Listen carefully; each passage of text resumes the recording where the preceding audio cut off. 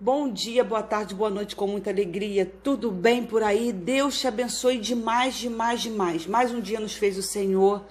As misericórdias dele já se renovaram e já alcançaram a mim e você nessa manhã porque as misericórdias do Senhor são a causa de nós não sermos consumidos. A nossa melhor amiga está aqui na minha frente, linda, poderosa. A Bíblia, a palavra de Deus, e eu quero deixar mais uma palavra de Deus sobre você neste dia. Você tem um propósito na sua vida? Você já decidiu o que você vai fazer com esse presente maravilhoso que é a vida que Deus te deu? Então, aqui em Lucas 13, 31, 32, diz assim, olha, naquele momento, alguns fariseus lhe disseram, vá embora daqui, pois Herodes Antipas quer matá-lo. Herodes era o rei na época, né? Os fariseus eram aqueles que perseguiam a Jesus o tempo todo. Jesus respondeu, vão dizer àquela raposa que continuarei a expulsar demônios e a curar hoje e amanhã, e no terceiro dia realizarei o meu propósito. Sim, hoje, amanhã e depois de amanhã devo seguir meu caminho, pois nenhum profeta de Deus deve ser morto fora de Jerusalém. E essa palavra foi ministrada pelo Espírito de Deus no meu coração hoje, como tem sido sempre, e uma das coisas que o Senhor ministrou no meu coração, quero deixar sobre você hoje, tá? Porque eu digo que a palavra de Deus, esse pão vivo que desceu do céu, Jesus, né? É a palavra de Deus e ela nos sustenta todos os dias. Então, Jesus, ele sabia exatamente o que ele precisava fazer, que era agradar a Deus. Deixa Deus ministrar no seu coração essa palavra. Todo mundo diz assim, que Jesus, nem Jesus agradou todo mundo, mas ele não veio para agradar mesmo. Diz a palavra que Jesus, ele falou assim, eu não vim para agradar a homens, eu vim para agradar o meu Pai. Então, ele tinha um propósito, certo? Que era agradar a Deus. Deus o ofereceu como cordeiro para o último sacrifício para resgatar a humanidade. Então, toda a caminhada de Jesus, deixa o Espírito de Deus ministrar o seu coração, tá?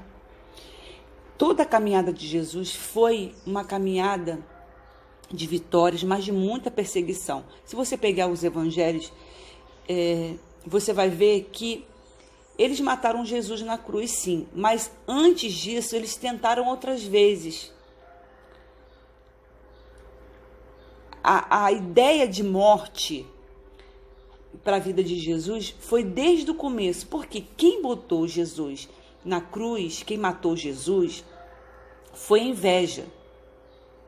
Que Pilatos percebeu que era por inveja que aquilo estava acontecendo. Porque o invejoso, ele não quer o que você tem, entende? Ele só não quer o que você tem, o que você tem. Então, quando Jesus realizava os milagres e todas as multidões iam atrás dele, aquilo ali incomodava muito os sacerdotes que não tinham aquele poder, que não tinham aquela sabedoria, que não tinha aquela...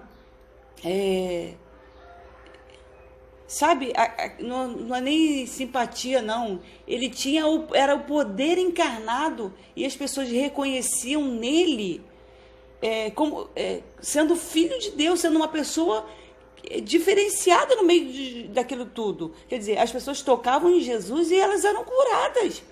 Lázaro ressuscitou e tudo isso na cabeça deles era muito impressionante e eles não tinham como fazer aquilo ali. E Jesus tinha. Então, eles precisavam acabar com aquilo para que aquela postura que eles tinham de autoridade sobre o povo não terminasse, entende? Que continuasse. Mas Jesus, deixa o Espírito de Deus ministrar o seu coração. Jesus enfrentou a perseguição, a traição, Pedro negou, né? Joga nas últimas horas ali, ele já, sabe... enfrentando aquele monte de... na semana da sua morte, a traição, tudo. Se avolumou ali de uma forma, tudo para que ele deixasse de ser quem ele era Porque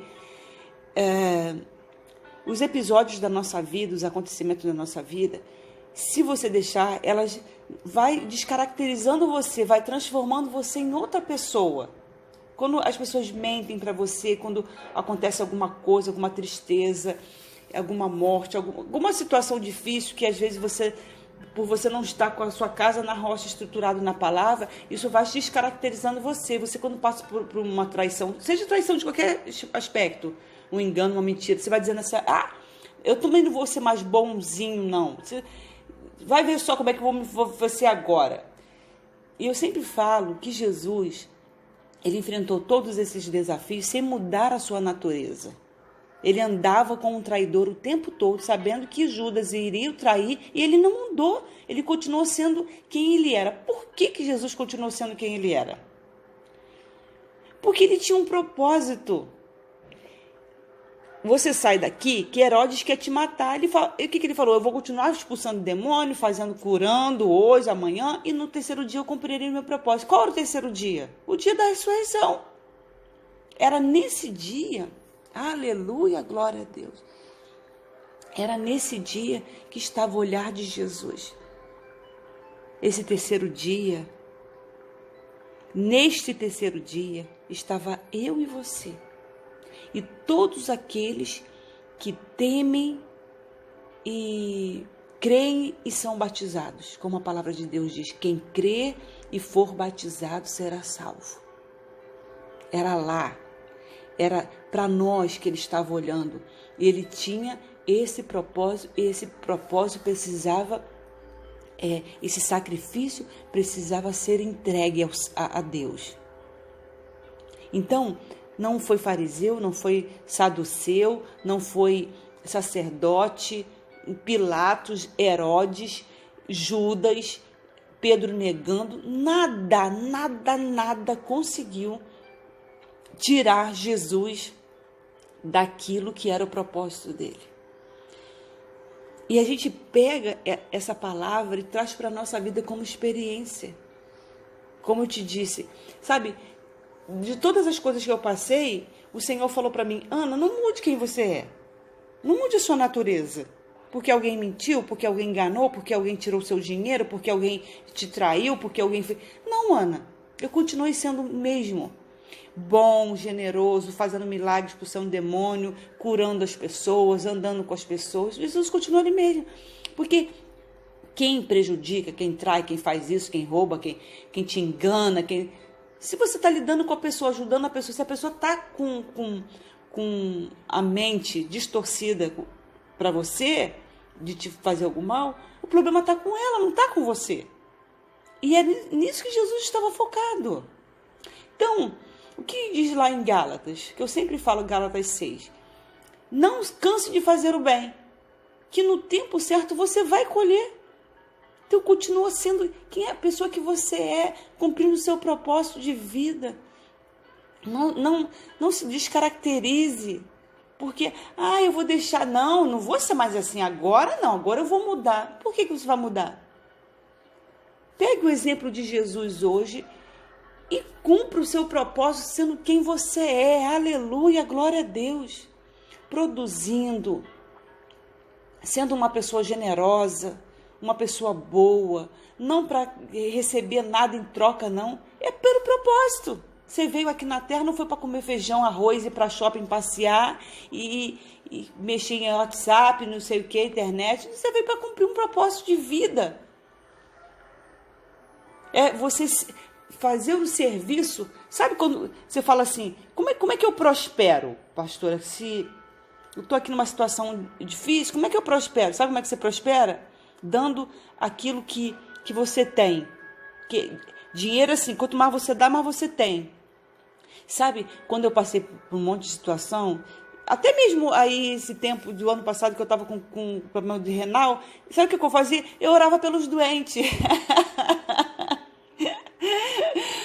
Eu precisando da cura, e eu ia orar pelos doentes. Aí Jesus foi lá e fez um caminho para eu ficar curada. É assim o evangelho. É uma conta que dentro da cabeça da cabeça da gente não fecha, entende? Como é que você vai dar o que você não tem?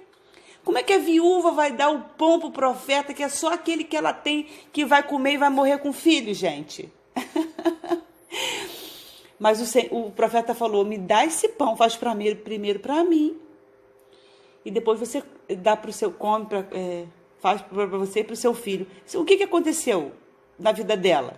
Quando ela deu até o último que ela tinha. A farinha da panela não acabou e o azeite da botija não secou. Porque quando você é desprendido de objetos, de coisas, e você tem a sua alma ancorada na palavra de Deus, pronto. Você confia que é dando que se recebe. Então Jesus estava dando a vida dele, cumprindo um propósito para ganhar milhões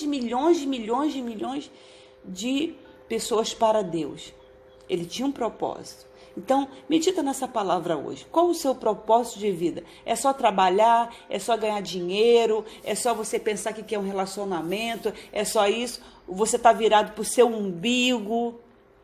Olhando só para o seu umbigo, eu preciso isso? Então, sabe qual o conselho que eu tenho para te dar? Olha para o outro. Foi assim que Jesus fez. Sempre olhando para o outro, para o outro, para o outro. E quanto mais ele dava, quanto mais ele curava, mais a glória de Deus se manifestava na vida dele, que Deus falou para quando ele foi batizado. E também na transfiguração. Esse é o meu filho amado, em qual eu tenho prazer. Por que Deus tinha prazer em Jesus? Porque toda a caminhada de Jesus estava para agradar a Deus. Pastora, como é que a gente agrada a Deus? Tendo fé. Como diz lá em Hebreus. É impossível agradar a Deus sem fé. Sem fé é impossível agradar a Deus. E quando você tem fé, você entrega, você confia, você serve, você faz, sabe? Você está passando por alguma adversidade na sua vida, começa a orar pelo outro que não tem. Ah, mas eu também não tenho. Quando você orar pelo outro que você não tem, você também vai ter. É assim que funciona o Evangelho de Jesus. Jesus falou, eu não vim para ser servido, mas para servir. Olha que loucura! Então Jesus passou a vida dele toda servindo. E quanto mais ele servia, mais ele estava chegando perto do propósito dele. Então esse conselho que eu tenho para te dar hoje, está no seu trabalho, elogie alguém, faça uma oração por alguém hoje, sabe? Fale com as pessoas, ore pelos seus inimigos, seja uma pessoa generosa, boa, produza o bem, leve a palavra de Deus, compartilhe um áudio, sabe? Faz a sua vida ser útil, tirando o olhar do seu umbigo, do seu ego. Isso serve para mim também que eu estou falando, tá? Do nosso ego, tirar o olhar do nosso ego, do nosso umbigo e olhar para o outro. Porque quando a gente olha para o outro, Deus faz na vida da gente, criatura. Deus fala assim, tá lá fazendo a minha obra, agora eu vou cuidar da vida dele. É assim que funciona o reino de Deus. O reino de Deus está dentro de nós. Então, deixa o Espírito de Deus fluir através de você. Existe um rio dentro daquele que serve a Deus. Sabe, eu tenho algumas coisas para resolver na minha própria vida, né? De situações. Enquanto eu estou pregando aqui para vocês, falando, Deus está cuidando da minha vida. Eu não tenho que ficar com o olhar no meu problema. Eu tenho que ficar com o olhar na palavra de Deus, porque enquanto eu estou aqui pregando, falando, querendo que o reino de Deus esteja dentro de você, eu quero muito te ver feliz, eu quero muito te ver bem. Meu Deus, se eu pudesse, eu pegava você com a mão assim e botava você dentro do reino de Deus. De verdade. Então é assim que a gente faz. A gente ganhar almas para Jesus, a gente produzir, tirar o olhar só das coisas financeiras e sabe? As pessoas estão vivendo a pandemia, as pessoas precisam de uma palavra, sabe? E você pode ser essa boca de Deus que vai, sabe, levar Jesus até o outro. E Jesus é cura o tempo todo. Então, cumpra o seu propósito.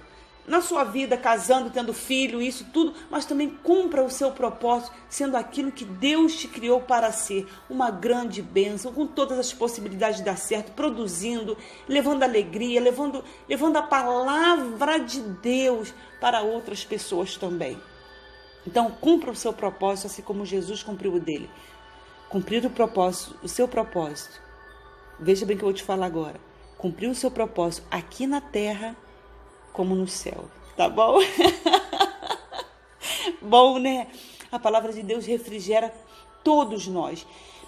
Lembra, a vida é serviço. Jesus veio para cumprir um propósito, oferecendo, servindo.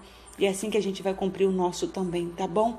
Fica com Deus, fica com essa palavra de Deus no seu coração, com meu abraço apertado, demorado e carinhoso. Não muda a sua natureza, continua andando, continua fazendo, porque enquanto você realiza a obra de Deus, Deus vai cuidando de tudo para você.